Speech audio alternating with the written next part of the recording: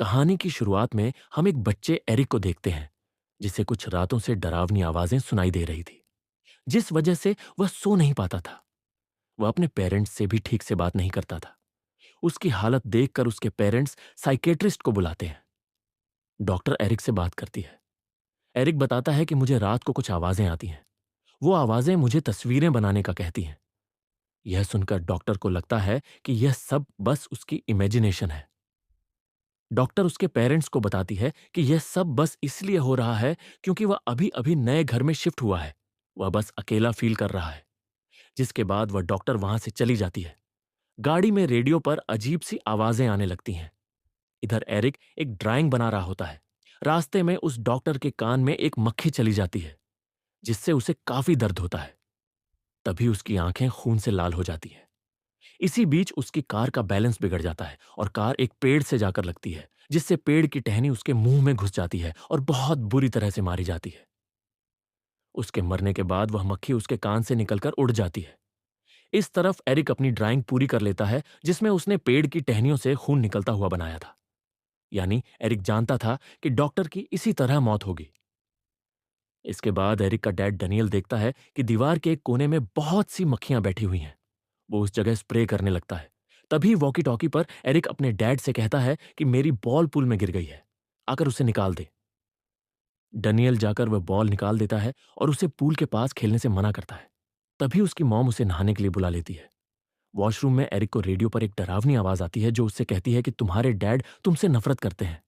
तभी उसकी मॉम सारा वहां आ जाती है। एरिक अपनी मॉम से पूछता है कि क्या डैड मुझसे नफरत करते हैं।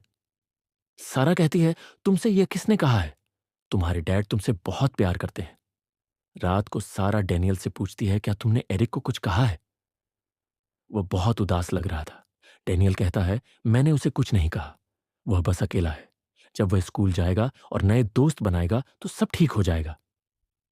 आधी रात को डैनियल को बाहर से कुछ आवाजें आती हैं। वह बाहर जाकर देखता है तो गेट शोर कर रहा था। डैनियल गेट बंद कर देता है। वो अंदर आता है तो उसे वॉकी टॉकी से एरिक की आवाज आती है। वह कह रहा था, मुझे सोने दो, मैं बहुत थक गया हूं। इस तरफ रूम में एरिक का एक खिलौना अपने आप चलने लगता है। एरिक उसे बंद कर देता है। तभी उसे पर्दे के पीछे कोई खड़ा हुआ दिखाई देता है। एरिक डर के कंबल में छुप जाता है। वो काफी ज्यादा डर जाता है। तभी डैनियल उसके रूम में आ जाता है। वो एरिक को देखता है जो बहुत डरा हुआ था। आवाज सुनकर सारा भी आ जाती है। वो एरिक को संभालती है। अगले दिन सारा एरिक को स्कूल से लेकर आती है।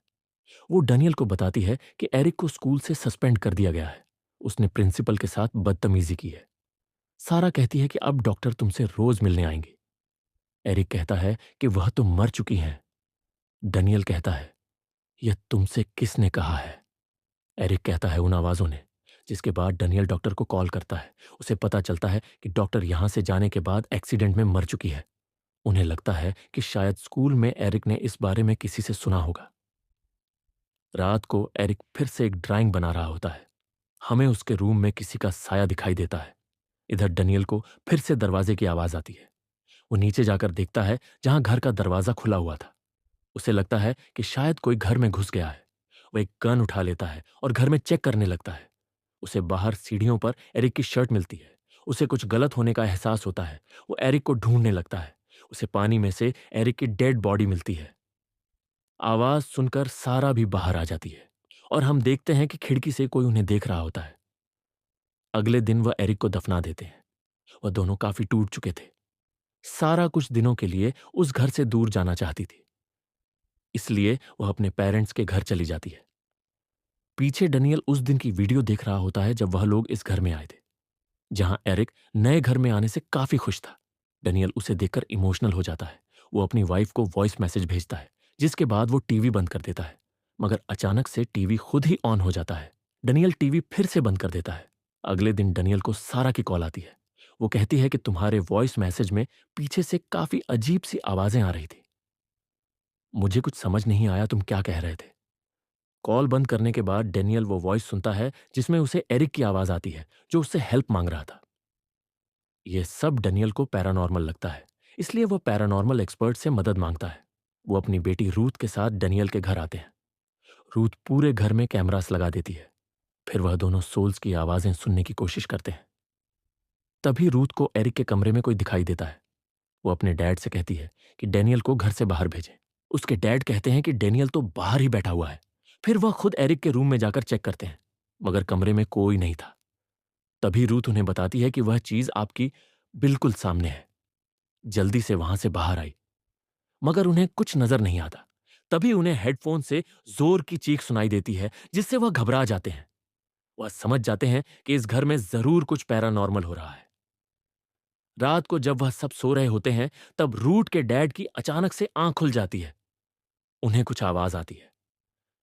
वो किचन में जाकर देखते हैं, जहां उन्हें अपनी वाइफ दिखती है जो कि मर चुकी थी। वो उससे बात करने लगते हैं, मगर असल में वह वही सोल थी। वह उनसे कहती है कि अब हम हमेशा साथ रहेंगे। फिर वह एक चाकू से उनका बाजू काटने लगती है, मगर तभी रूथ वहां आ जाती है, जिससे वह होश में आ जाते हैं।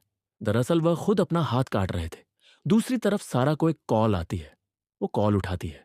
फोन पर उसका बेटा था, जो काफी डरा हुआ था।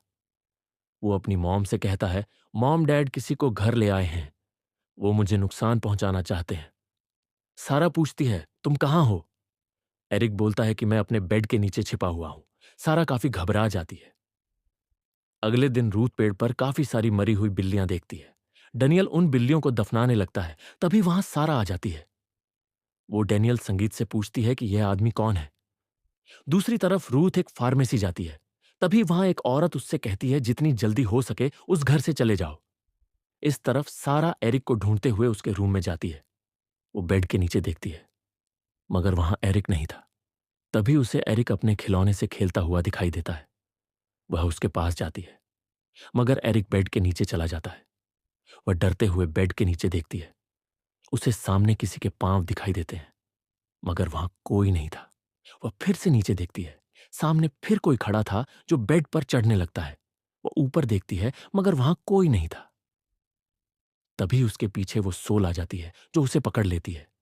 इधर रूट के डैड डेनियल को इस घर के बारे में बताते हैं कि बहुत साल पहले इस घर में एक विच को टॉर्चर किया गया था और इसी घर में उसे मारा गया था। वो विच ब्लैक मैजिक के लिए बिल्लियों को सैक्रिफाइस किया करती थी। उसी वजह से हमें बाहर बिल्लियां मिली थी। तभी वहां सारा पर्दे से लटक कर सुसाइड कर लेती है। उसके मरने के बाद उसके कान से मक्खी निकलकर उड़ जाती है। डेनियल काफी टूट जाता है। पहले उसने अपने बेटे को खो दिया और अब बीवी को भी।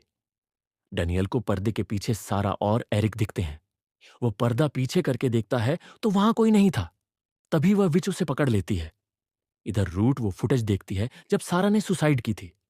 वह देखती है कि उस वक्त वह विच भी उसके साथ थी। तभी उन्हें डेनियल की आवाज आती है। वह उसे देखने जाते हैं, जहां डेनियल उनसे कहता है, वह विच यही है, मैं उसे मार दूंगा। रूट के डैड उसे शांत करते हैं। वो कहते हैं कि वह विच इसी घर में मरी थी। उसकी लाश भी इसी घर के नीचे दफन होगी। डेनियल कहता है, मैं जानता हूं वहां कैसे जाना है। वो उस दीवार को तोड़ता है जहां से मक्खियां निकला करती थी। वो लोग टॉर्च लेकर नीचे आते हैं। सब उस विच की लाश ढूंढने लगते हैं। रूट के डैड को वहां उसका स्केलेटन मिल जाता है। वो उसे छूते हैं तो उन्हें उस विच का पास्ट दिखाई देता है। वो बताते हैं कि यह शैतान के लिए काम करती थी, इसलिए गांव वालों ने उसे जिंदा जलाकर मार डाला। इसलिए वह डिसाइड करते हैं कि इस बुरी आत्मा को हमेशा के लिए खत्म करना होगा, जिसके लिए उन्हें फिर से उसे जलाना होगा। रूट के डैड वहां से पेट्रोल ले लेते हैं और रूट से कहते हैं, तुम यहीं इंतजार करना, मैं उसे खत्म करके आता हूं। जैसे ही वह नीचे आते हैं, उनकी टॉर्च काम करना बंद कर देती है। अचानक वो विच उन पर अटैक कर देती है। रूट अपने डैड को कई बार पुकारती है, मगर उनकी आवाज नहीं आती। तभी रूट को वहां उसकी मॉम दिखाई देती है। वो उसे अपने पास बुलाने लगती है, मगर रूट कहती है, मैं जानती हूं तुम मेरी मॉम नहीं हो। तभी वह वहां से गायब हो जाती है। फिर वह विच अपनी असली शक्ल में आकर रूट को डराने लगती है। इस तरफ डेनियल के सामने उसकी बीवी और बेटा आ जाते हैं। वह दोनों उससे पूछते हैं, क्या तुम हमारे साथ चलोगे? डेनियल खुश होकर उन्हें गले लगा लेता है, मगर असल में वह उसकी बीवी बच्चे नहीं थे, बल्कि वह विच थी जिसने डेनियल को अपने काबू में किया हुआ था। इसलिए डेनियल अपने ऊपर पेट्रोल डालकर आग लगाने लगता है। दूसरी तरफ रूट के डैड विच के स्केलेटन को जलाने की तैयारी कर रहे होते हैं। तभी वहां रूथ आकर अपने डैड को स्टैब कर देती है। असल में वह विच के कब्जे में थी, मगर वह उसे धक्का देकर उसके स्केलेटन को आग लगा देते हैं। आग लगते ही रूथ के कान से भी मक्खी निकल जाती है और वह होश में आ जाती है। इस तरफ डेनियल भी होश में आ जाता है और सब कुछ नॉर्मल हो जाता है। रूथ अपने डैड को लेकर बाहर आ जाती है। इसके बाद डेनियल अपने बेटे की ड्राइंग्स देखता है। वह देखता है कि हर किसी की मौत ठीक वैसे ही हुई थी जैसे एरिक ने ड्राइंग बनाई थी। इसी बीच डेनियल को याद आ जाता है कि जिस रात वह दरवाजा देखने बाहर गया था, उस रात वो उस विच के कब्जे में था और उसी ने अपने बेटे को पूल में डुबाकर मार दिया था। यह सब जानकर डेनियल काफी उदास हो जाता है। उसे बहुत पछतावा होता है। वह पूल के पास जाकर गन से खुद को शूट करके सुसाइड कर लेता है। इसके बाद हम रूथ और उसके डैड को देखते हैं। रूथ एक रिचुअल की वीडियो देख रही होती है, यानी अब वह दोनों उस लड़की की मदद करने वाले हैं और इसी के साथ मूवी एंड हो जाती है।